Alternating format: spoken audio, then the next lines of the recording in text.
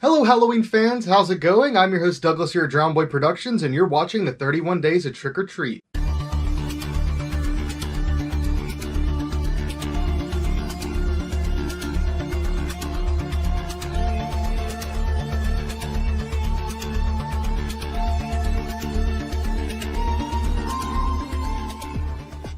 If you're just now joining us for this event, what the 31 Days of Trick or Treat is, if it isn't self-explanatory enough, is we're going to be taking a look at a different Trick or Treat Studios product every single day for 31 days, starting on Halloween and ending December 1st. This was all supposed to take place during October, however, due to the high volume of orders they had for Halloween, they couldn't quite fulfill my entire order late September in time to do this for October. But regardless, we are keeping the spirit of Halloween alive and trucking right along, and we're going to keep covering all these awesome products. For day 1, we took a look at the Halloween Ends mask. Day 2, we took a look at the Young Michael Myers mask.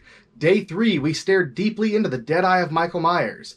Day 4, we strayed off a path a little bit and took a look at the good guy Chucky skull. Day 5, we returned with the 1/6 scale Halloween 1978 Michael Myers action figure. Then, yesterday, we took a look at the Halloween 4 Michael Myers knife.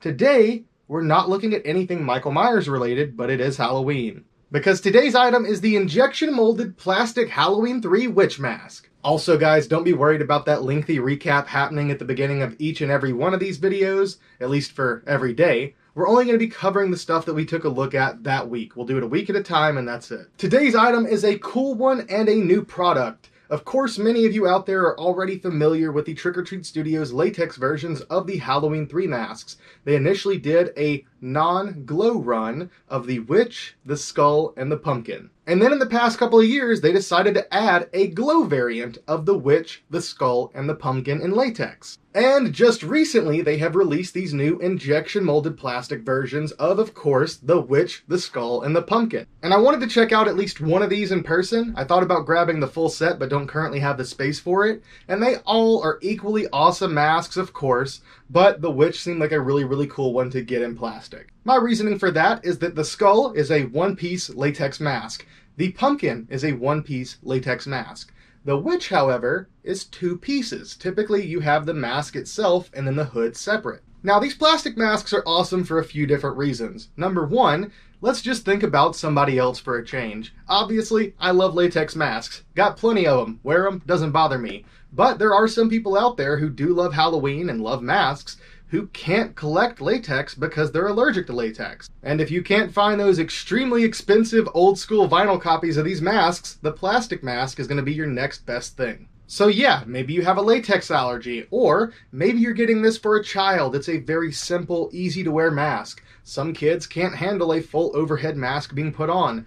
Doesn't matter what the material is. So for those people, this would be great. Or maybe you just don't want to spend a considerably large amount for a child's Halloween mask that they're probably not going to want to wear properly or take care of, when you can get them one of these nice, thick, injection molded plastic masks where they would really have to work to break this thing.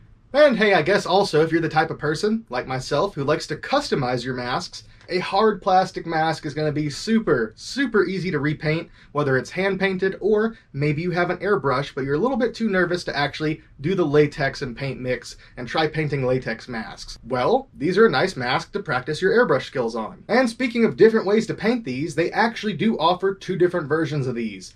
The standard one that you can buy here with the hang tag is just going to be a standard injection molded plastic mask painted, of course, with an elastic strap. But they also do have a glow-in-the-dark version of the injection molded masks. However, if I'm remembering correctly, the only way that you can get those is by buying the full Halloween 3 costume kits. Trick or Treat Studios offers full Ben Cooper style boxed package costumes, including the hard plastic masks and of course those weird like tunic Halloween costumes. You know what I'm talking about, the old school Halloween costumes. Before we had the cool stuff like Trick or Treat Studios to pick up off of the shelf. Well, you can get those and they come with a glow-in-the-dark mask, so if you're looking for the exclusivity of that, you can grab it for that reason, or maybe you just want to grab it to display the whole costume boxed, or if you're actually a child that wants to wear it, wear it. The possibilities are endless with these masks that Conrad Cochran came up with. And whether you're a collector or a cosplayer, I'm sure you'll find these to be a treat. As for the packaging, I guess let's address that. They do come with a hang tag that of course has the Halloween 3 Season of the Witch branding, and you've got the original artwork over here. Ages 17 plus on this, and you've got the Trick or Treat Studios logo. And if you turn it around to the back, we have some information here. It says developed by Justin Mabry, Alex Ray, and Sam First. I'm not sure what everybody did involvement-wise with this, but we'll find out online, I'm sure. And if for some reason you want to remove the packaging and reattach it after you wear it, or, customize it or something like that, you can by reattaching the elastic that goes through the eyes that ties to this center support piece, and the side pieces just kind of fold up over the elastic and then they're taped. So I guess if you're careful with it and you don't just rip the packaging off, it should be pretty easy to repackage for display purposes. And that kind of brings us to the one thing I don't like about this product. It has a horizontal elastic band, which of course is fine for wearing for comfortability, great. But I kind of wish that it had a top elastic band, so it's like a 3-point strap system. Because if there was the slot in the edge of the mask, like there is for the elastic that goes through here, in the top, that would give you somewhere where you could very easily hang this thing off of a push pin, or if you have a screw coming out of your wall, something like that. However, since it's, shaped in the way that it is and there's nothing up there to grab hold of it, the only way you're really going to be able to hang this up is if you keep it packaged or put it back on the hanger. And paint-wise, it looks great. Nice, vibrant paint. Really not too much overspray or, any kind of paint errors anywhere. Which, even if it was very, very minor, that's kind of something you would have ran into with the originals anyway. And if you're wondering about the sculpted shroud, it is a dark, dark green, not black. I kind of initially thought maybe it was supposed to be a black shroud, but it is a true dark green. And overall, it's just a really, really cool mask.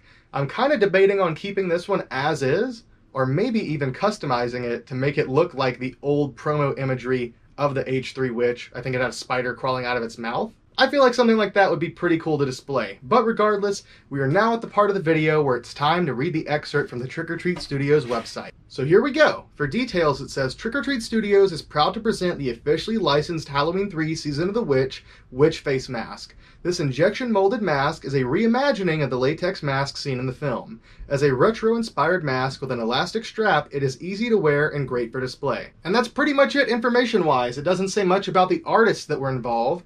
So I would presume that Justin maybe sculpted it and Sam and Alex developed the rest of it. But yeah, other than that, it just says approximately 11 inches from top to bottom. And as for the price on these, if you are wondering, these do retail for a very, very cheap $14.99. So yet again, if you're getting it for a child or even just a gift for somebody, I think that's a pretty great price. And after seeing this one in person, I'm kind of debating going ahead and picking up the other two to put them on display in my art studio. I have one question for you all before we go. Between the witch, the skull, and the pumpkin, which Halloween 3 mask is your favorite?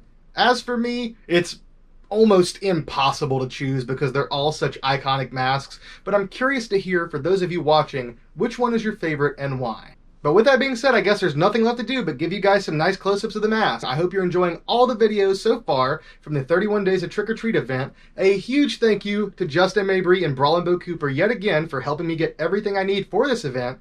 I love you all. Thank you for watching, and see you next time.